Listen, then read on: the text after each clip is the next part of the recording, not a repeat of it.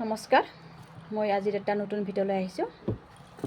আজিৰ ভিডিঅ'টোত ক'বলৈ আহিছোঁ যে মানে ফাৰ্ষ্ট লেটাৰ যদি বি দি আৰম্ভ হৈছে, ফাৰ্ষ্ট আৰম্ভণি লেটাৰটো যদি বি দি আৰম্ভ হৈছে, মানে বি দি আৰম্ভ হোৱা মানুহৰ কেৰেক্টাৰ চমুকৈ মই ক'বলৈ আহিছোঁ। বি আখৰ মানুহে ইম'চনেল হয় বহুত। কিবা কথা কোৱাৰ লগে লগে ইহঁতে একদম মানে চকুৰ পানী টপলাই আহে, ইম'চনেল বহুত হোৱা দেখা গৈছে।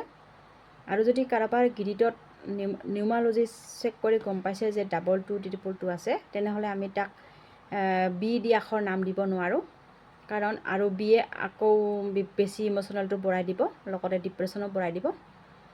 আৰু লগতে বি আখৰ মানুহবিলাকে সাধাৰণতে মিউজিকত থাকি বেছি ভাল পায়। গানেই হওক, ডান্সেই হওক, আৰ্ট কৰিও ভাল পায়।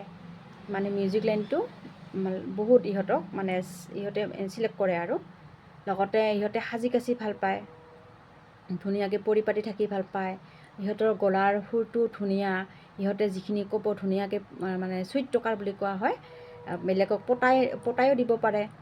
এনেকুৱা আৰু চবৰে লগত ধুনীয়াকৈ মানে মিলা প্ৰীতিকৈ বজাই ৰাখে। আৰু লগতে ইহঁতে ইম'চনেলটো বহুত দেখা যায়, জিদ্দি হয়। জিদ্দি হ'লেও তথাপিতো নিজৰ কামবোৰ নিজে যেনেকৈ নহওক মেনেজ কৰিব পাৰে। এনেকুৱা ধৰণৰ কেৰেক্টাৰ দেখা গৈছে।